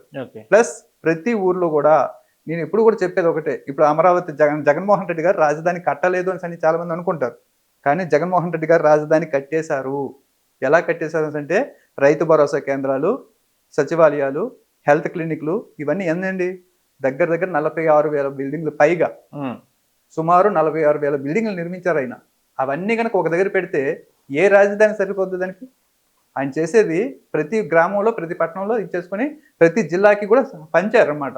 అన్ని ఒకే దగ్గర కేంద్రీకరించకుండా రాష్ట్రం మొత్తం వ్యాపింపజేశారు. అవన్నీ చేస్తూ ఎక్కడైనా వదిలేశారంటే ప్రతి ఇంటికి కూడా ప్రతి ఇంటికి తక్కువ ₹1,00,000 తగ్గకుండా ప్రతి ఇంటికి న్యాయం చేశారు. ఇన్ని చేసిన వాడిని కాదని ఇప్పుడు ఉన్న వ్యక్తి పబ్లిసిటీలో పీక్స్ గా చేసుకుంటారు. అంటే ఇప్పుడు జగన్ గారు ఇంత చేశారు, ఇంత సాయం చేశారు, ఇన్ని పథకాలు పెట్టారు, అది చేసి చెప్పుకోవడంలో విఫలమయ్యారా? 100% విఫలం అయ్యారు. నిజంగా మా పార్టీలో నేను చాలాసార్లు ఎక్కువగా సఫర్ అయ్యేది కూడా అదే. నేను ఒక యూట్యూబర్గా ఉన్నాను, నేను వీడియోలు చేస్తాను. వీడియోలు చేసేటప్పుడు సార్ మన జిల్లాకి ఏమేమి జరిగాయి ఒకసారి మీరు లిస్ట్ అవుట్ చేస్తే నేను చెప్తాను. మొత్తం ప్రతి జిల్లా తీసుకుందాం, ఒక్కో జిల్లాకి తీసుకుందాం అంటే అవన్నీ ఉంటాయండి, అవన్నీ వెబ్సైట్లో ఉంటాయండి, అవన్నీ ప్రజలకు తెలుసండి, మనం చెప్పక్కర్లేదండి. ఇంకేం చేస్తాం? ఎవరు వెబ్సైట్లోకి వెళ్ళి ఎవరు చూస్తారు? చూడరు. ప్రజలకు అన్ని విడమర్చి చెప్తేనే ఈ రోజు చెప్పింది రేపటికి మర్చిపోతారు. అలాంటిది అన్ని వాళ్ళే చూసుకుంటారు అంటే వాళ్ళకే తెలుస్తుంది అంటే మనం ఇంత మంచి చేస్తున్నాం కదా వాళ్ళు ఎందుకు మర్చిపోతారు అంటే వాళ్ళకి కావాల్సింది ఏంటి? ఇంతకంటే బెటర్గా ఏమి ఇస్తావు అదే ఆలోచించారు. అదే విధంగా ఎన్నికల్లోకి వచ్చేసరికి ఇవేవి కనిపించలే. జగన్మోహన్ రెడ్డి గారు చేసిన మంచి ఏది కనిపించలే, ఇస్తారు అన్నది మాత్రమే కనిపించింది. ఎలక్షన్ లో ఇచ్చిన హామీలను దాదాపుగా 90% పూర్తి చేస్తామని చెప్తున్నారు కూటమి ప్రభుత్వం. ఎంతవరకు నిజం అంటారు? కూటమి ప్రభుత్వం చెప్తున్నాను కదా, కామెడీ చేయడంలో ప్రజల్ని కమ్మ కట్టడంలో చంద్రబాబు నాయుడుకి మించిన వాళ్ళు లేరు. అసలు నాకు తెలియగలుగుతాను, నిరుద్యోగ భృతి అనే ఆప్షన్ ఉంది తెలుసు కదా, పథకం తెలుసు కదా, అది ఎప్పుడు ప్రవేశపెట్టారు తెలుసా? నేను పుట్టక ముందు నుంచి చెప్తున్నారు చంద్రబాబు నాయుడు గారు. ఆ పథకాన్ని నేను పుట్టక ముందు నుంచి చెప్తున్నారు, ఇచ్చేసాం అని చెప్తారు. ఇంకా ఇప్పుడు సూపర్ 6 హామీలు, 6 హామీలు, కేవలం 6 హామీలు, 6 హామీలు పూర్తి చేశారా? 90% పూర్తి చేస్తామని చెప్తున్నారు. 6 హామీల్లో ఏది వచ్చింది అంటే ప్రతి ఇంటికి ప్రతి మహిళకి 1,500 నెల ఇచ్చేస్తున్నారా? ప్రతి ఇంటికి 3 సిలిండర్లు ఇచ్చేస్తున్నారా? ప్రతి నిరుద్యోగికి 3,000 ఇచ్చేస్తున్నారా? ఇవన్నీ పథకాలు బోల్డనే మొత్తం 6 పథకాలు సమగ్రంగా అమలు చేస్తే నిజంగా ప్రజలు ఆయన్ని నెత్తిన పెట్టుకుంటారు. కానీ ఎప్పుడైనా సరే మీకు నేను డబ్బులు ఇవ్వకుండా లేదు మీకు తిండి పెట్టకుండా నేను తిండి పెట్టాను అంటే మీరు రేపు నాకు వచ్చి ఖచ్చితంగా చెప్పు తీసి కొడతారు. అలాంటి పరిస్థితి వస్తుంది. ఎందుకు? మోసం చేస్తున్నాను కాబట్టి. ప్రజలు ఊరుకోరుగా, ప్రజలకు ఆ విషయం తెలుసుగా, వాళ్ళ కడుపు నిండుతుందా లేదా అనేది వాళ్ళకి తెలియదా? వాళ్ళకి తిండి పెట్టకపోగా వాళ్ళ జేబు నింపకపోగా మనం ఇచ్చామని చెప్పుకుంటే మొత్తం పుల్లైతే కలిగినట్టు ఉండదా? ఖచ్చితంగా ఉంటుంది. ప్రజలందరూ గమనిస్తున్నారు. ప్రజలు అంత తెలివి తక్కువ వాళ్ళు కాదు. చంద్రబాబు నాయుడు గారికి ఆ విషయం తెలుసు. జగన్మోహన్ రెడ్డి గారు మళ్ళీ అధికారంలోకి వస్తాడని చెప్పేసి వైకుంఠపాలి అని చెప్పి 100 సార్లు చెప్తుంటాడే, దీనివల్ల చెప్తారు. చంద్రబాబు నాయుడు తాలూకు మైండ్లో ఫిక్స్ అయిపోయి ఉన్నారు అన్నమాట. ఎందుకంటే మళ్ళీ నేను రాను అన్న సంగతి ఆయనకు తెలుసు. అందుకే ఇచ్చేసామని చెప్తారు అన్నమాట, చేసేసామని చెప్తారు. అమరావతి కూడా పూర్తి అయిపోయిందని చెప్తారు రేపు ఎల్లుండో. సో ఈ మధ్య కాలంలో వాళ్ళ హామీలు నెరవేరుస్తూ ప్రతిరోజు డిప్యూటీ సీఎం గారు కానీ లేదా సీఎం గారు కానీ మంత్రి నారా లోకేష్ గారు కానీ ప్రజల్లో ఉంటున్నారు. రోజు ఏదో ప్రోగ్రామ్ పెట్టి ప్రజల్లో తిరుగుతున్నారు. రోజు ఎక్కడ నాకు కనిపించలేదు. ఏదో ప్రోగ్రామ్ పెట్టి ప్రజల్లో తిరుగుతున్నారు. ప్రజల్లోకి రావడం అనేది జరగని పని అండి. ప్రజల్లోకి వచ్చే పని వాళ్ళు చేయలేరు. కూటమి ఇప్పటి వరకు కూడా ప్రజల్లోకి వెళ్ళలేదు. ఈ రోజు మంగళగిరిలో కూడా లోకేష్ గారు ఒక సభ పెట్టారు. సభ పెట్టడం వేరు, ప్రజల్లోకి వెళ్ళడం వేరు. ప్రజల్లో సభ లేకుండా ప్రజల్లో ఉండాలి కదండి. సభకు వచ్చిన జనాలు చూడండి, మొదటి 30 కుర్చీలు ఫుల్ ఉంటే మిగతా కుర్చీలన్నీ ఖాళీగా ఉంటే వాళ్ళు చూపించేది 30 కుర్చీలు చూపిస్తారు. లేదంటే అంతెందుకు ఏబిఎన్ ఆంధ్రజ్యోతులు కూడా మొన్న ఒక రోజు చంద్రబాబు నాయుడు గారు మీటింగ్ అయితే చంద్రబాబు నాయుడు గారిని చూపించారు తప్ప జనాలను చూపించడానికి భయం. ఎందుకంటే ఖాళీ కుర్చీలు వెనకతలో ఉన్నాయి. నా ఫేస్బుక్ లో పెట్టాను, అది వెనక నుంచి పాపం ఎవరో ఒక వ్యక్తి తీశాడు, ఖాళీ కుర్చీలు అని పాపం అరుస్తూ మరి తీశాడు. అక్కడ అంత దీనికి క్లియర్ గా ఉంటది. అంటే సభ పెడితే కనీసం 30 మంది కూడా రావట్లా. అది మొన్న మా జిల్లా నాయకులు ఒక ఆయన జిల్లా మంత్రి ఆయనకి కూడా అదే పరిస్థితి. అక్కడ మా నియోజకవర్గం పార్వతీపురం నియోజకవర్గంలో ఎమ్మెల్యే గారు ఆయన అప్పుడు ఈయన్ని పిలిచారు, అచ్చెన్నాయుడు గారిని పిలిచారు ఆటో వాళ్ళ కార్యక్రమం. ఆ పరిస్థితి అదే. మొన్న చంద్రబాబు నాయుడు గారి పరిస్థితి, మొన్న మంగళగిరిలో ఏదో లోకేష్ గారు ఓపెన్ చేశారు, ఆ మీటింగ్ పరిస్థితి అదే. జనాలు ఎక్కడ ఉండట్లా. సభలు పెడితే సభ నిర్వహణ అంటారు. జగన్మోహన్ రెడ్డి గారు ఇంటింటికి పంపించారు, గడప గడపకి వైఎస్ఆర్. ఒక్కొక్క ఎమ్మెల్యేని 6 సార్లు పంపించారు. అలా రమ్మనండి. అలా వస్తే గనక జనం ఏ విధంగా ట్రీట్మెంట్ ఇస్తారో చూడండి ఒకసారి. అది ఆ సాహసం చేయరు. ఆ సాహసం చేస్తే ఏమవుతుందో వాళ్ళకి తెలుసు. బహిరంగ సభలు కాకుండా ఇంటింటికి తిరగాలని ఛాలెంజ్ చేస్తారు. పక్క అదే మరి. జనంలోకి వెళ్ళడం అంటే అన్నారు కదా, పరదాల ముఖ్యమంత్రి అని అన్నారు కదా. ఇప్పుడు రమ్మనండి, కంచెలు వేసుకొని ఇనప కంచెలు వేసుకొని మరి తిరుగుతున్నారు కదా ఇప్పుడు. ఆ జనాల్లోకి రమ్మనండి, కంచెలు లేకుండా పరదాలు లేకుండా రమ్మనండి. వస్తే కనుక తెలుస్తుంది వాళ్ళ తర సత్తా ఏంటి, వాళ్ళు ఏం సాధించాలన్నది. పవన్ కళ్యాణ్ గారు రీసెంట్ గా భుజాలకి ట్రీట్మెంట్ చేయించుకున్నారు. ఈయన మాట్లాడితే హాస్పిటల్కి వెళ్తారు, ఏదో కొంక పెట్టుకుందని చెప్పి మీరు విమర్శిస్తున్నారు. అంటే ఒక హెల్త్ బాగున్నప్పుడు ఒక పర్సన్ అలా విమర్శించవచ్చు. నేను విమర్శించాను, అంటే మీరనలేదు, నేను మామూలుగా మీ పార్టీ వాళ్ళు కానీ లేదంటే కనుక సోషల్ మీడియాలో కానీ. ఇప్పుడు ఒక వ్యక్తి అంటే నేను అనుకోండి సాధారణమైన వాడిని, మా వాళ్ళు విమర్శించిన వాళ్ళు సాధారణమైన వాళ్ళు. ఆయన ఒక నాయకుడు కదా. అవును, ఆయన స్థాయి నాయకుడు, ఒక స్థాయి నాయకుడు, deputy CM, president deputy CM. ఆ డిప్యూటీ సీఎం ఒకప్పుడు మొత్తం మెగాస్టార్ తలకు తమ్ముడు, పవర్ స్టార్. అంతటి పవర్ స్టార్ అయి ఉండి, అంత ప్రతిపక్షంలో ఉండి, జగన్మోహన్ రెడ్డి గారిని విమర్శించే స్థాయిలో ఉండి ఆయన చెప్పింది ఏంటి? జగన్మోహన్ రెడ్డి గారికి ఒక రాయితో ఎవడో కొడితే దానికి ఏమన్నాడు? ఏమో ఇలా కనిసి తానే కొట్టేసుకున్నాడేమో ఎవరికి తెలుసు అన్నాడా? అనొచ్చా? ఇప్పుడేమో మొత్తం అధికారంలోకి రాగానే నా ఒంటిని ఇదిగో పుట్టేడు రోగాలు ఉన్నాయని చెప్పి మొత్తం చాంతాడంత లిస్టు చెప్తున్నాడు. ఆ లిస్ట్ అంతా ఇప్పుడు వచ్చిందా, ఇంతకు ముందు నుంచి ఉన్నాయా రోగాలు? అంటే మొన్న నాదెండ్ల మనోహర్ గారు చెప్తున్నారు, ఆయనకి భుజం నొప్పి అనేది 10 ఏళ్ల నుంచి ఉంది. అభిమానులు తన భుజాలను పట్టుకుని లాగేయడం వల్ల ఆ భుజం నొప్పి కూడా భరిస్తూ, పంటికింత ఆ భుజం నొప్పి భరిస్తూ ఇంతకాలం రాజకీయం చేశారు. ఇంకా తట్టుకోలేక ఆపరేషన్ చేయించుకున్నారు. పాపం పవన్ కళ్యాణ్ తాలూకు అభిమానులు ఎంత మూర్ఖులు అంటే, పవన్ కళ్యాణ్ చాలా మంచివాడు, చాలా మంచివాడు. పవన్ కళ్యాణ్ అయితే అసలు తప్పేం ఉండదు. ఆయన అభిమానులు మాత్రం చాలా మూర్ఖులు అనమాట. ఎంతటి మూర్ఖులు అంటే మనిషిని మనిషిగా ట్రీట్ చేయరు. ఆయనకి అసలు 10 సంవత్సరాలు ఏంటి, అంతకు ముందు నుంచి కూడాను ఈ రోగాలు చాలా లిస్ట్ చెప్పారు, మీరు చూడలేదేమో. అన్ని రోగాలు లిస్ట్ చెప్పారు. పవన్ కళ్యాణ్ చెప్పాడు, నాకు ఈ పార్ట్ అంతా లాగేస్తుంటది, ఈ కన్ను పని చేయదు, ముక్కులోంచి లోపల గడ్డ కట్టేసింది, మొత్తం భుజాలంతా పని చేయట్లేదు, మొత్తం బ్యాక్ పెయిన్ వెన్నొప్పి వచ్చేసింది, కిడ్నీలు చాలా వరకు డ్యామేజ్ అయ్యాయి, ఇవన్నీ చెప్పుకుంటూ వస్తున్నారు. ఇవన్నిటికీ ప్రతిపక్షంలో ఉండగా ఈయన ట్రీట్మెంట్ తీసుకోడు. అధికారంలోకి వచ్చేసరికి మాత్రం వీటన్నింటికి ట్రీట్మెంట్ తీసుకుంటాడు. వీటన్నింటికి కూడా, ప్రతి సమస్యకి కూడా అభిమానులదే బాధ్యత. మొత్తం మొన్న ఏమన్నాడు? మీరందరూ ఇలా అరుస్తూ ఉండడం వల్లే వచ్చిన మంచి మంచి నాయకులందరూ పోయారు. ఆ మాట ఇప్పుడు చెప్తున్నాడు. ఎంతమంది మంచి ఐపీఎస్లు, ఐఏఎస్లు, చాలా మంది సీనియర్ జర్నలిస్టులు, మంచి మంచి రాజకీయ విశ్లేషకులు, వీళ్ళందరూ వచ్చారు ఆయన పార్టీలోకి, ఆయన నమ్ముతూ వచ్చారు. వాళ్ళందరూ వెళ్ళిపోయారు. వెళ్ళిపోతే దానికి కూడా ఈ పవన్ కళ్యాణ్ అభిమానులే. అందుకే మూర్ఖులు అంటున్నాను. నేను అనట్లేదు, నేను అనాల్సిన పని లేదు. ఆయనే చెప్తున్నాడు, పవన్ కళ్యాణ్ చెప్తున్నాడు, మీ వల్ల ఏంట్రా బాబు, నా తాలూకు భుజాలు పోయాయి, నాకు వచ్చిన నాయకులందరూ పోయారు, మీ వాళ్ళే అంటే దాని అర్థం ఏంటి? పవన్ కళ్యాణ్ అభిమానులు అందరూ అంతటి మూర్ఖులు, అల్లర్పుల వల్లే మిగతా నాయకులందరూ వెళ్ళిపోయారు అంతే.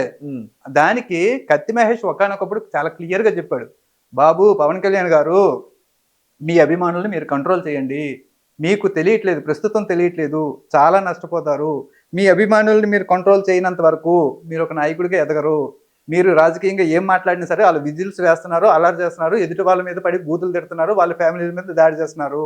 ఇది మంచి పద్ధతి కాదు అని చెప్పినందుకు ఆయన్ని వేధించి మనసు అంత లేకుండా పైకి పంపించారు. ఆయన ఏ ప్రభుత్వం అధికారంలో ఉన్నా ప్రజలు అతిగా నమ్మే అతి పెద్ద రాజకీయ అబద్ధం ఏంటి?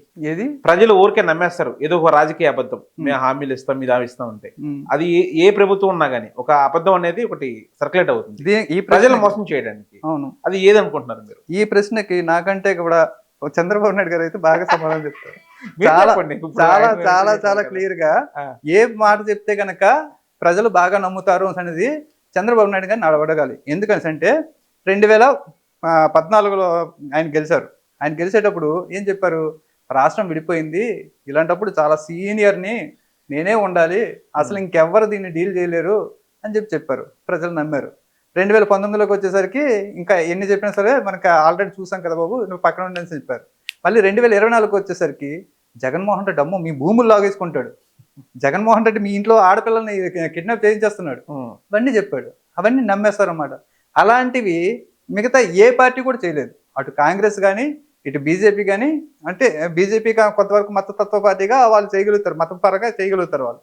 కానీ జగన్మోహన్ రెడ్డి గారు అయితే అలాంటి లక్షణాలు లేవు కాబట్టి, ఆయన నమ్ముకుని ఉన్నాం కాబట్టి మేము ఆ విషయాలు చెప్పలేం.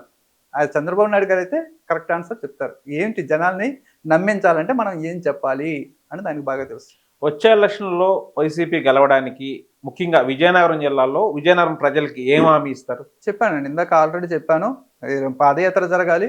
పాదయాత్రలో మళ్ళీ ప్రజల తాలూకా కష్ట నష్టాలన్నీ దగ్గరగా చూస్తారు. ప్రధాన సమస్యలు ఏంటి, వాటికి ఏ విధంగా హామీ ఇస్తారు మీరు? విజయనగరంలో ప్రధాన సమస్యలు ఏంటి, వాటికి ఏ విధంగా హామీ ఇస్తారు? ఎక్కడైనా ఎప్పుడైనా ప్రధాన ఎక్కువగా కావాల్సినవి ఏంటంటే విద్య, వైద్యం, మొత్తం వ్యవసాయం. ఈ మూడింటిని ఖచ్చితంగా చూసుకోవాలి. అలాగే ఉద్యోగ పరికల్పన. ఈ 4 చూసుకోవాలి. ఈ 4ంటిని కూడా జగన్మోహన్ రెడ్డి గారు గత పాలనలో చాలా చక్కగా చూసుకున్నారు. ఇప్పుడు మళ్ళీ 2027లో పాదయాత్రకు వస్తారు. పాదయాత్రలో ఇంకా బాగా తెలుసుకుంటారు. ఇంతకుముందు తెలుసుకున్న వాటి ప్రకారమే అక్కడ వైద్య ఆరోగ్య కేంద్రాలు నిర్మించడం లాంటివి చేశారు. ప్రతి ఇంటికి కూడాను, ప్రతి గ్రామానికి కూడా సచివాలయాలు లాంటివి నిర్మించడం చేశారు. ఇప్పుడు కూడా తర్వాత ఏదైతే ఉపయోగపడతాయి అనేది ఖచ్చితంగా పాదయాత్రలోనే ప్రకటిస్తారు. మీ విలువైన సమయాన్ని మాకు కేటాయించి ప్రజలకి మరింత సమాచారం ధన్యవాదాలు. థ్యాంక్ యూ సో మచ్ అండి. నమస్తే.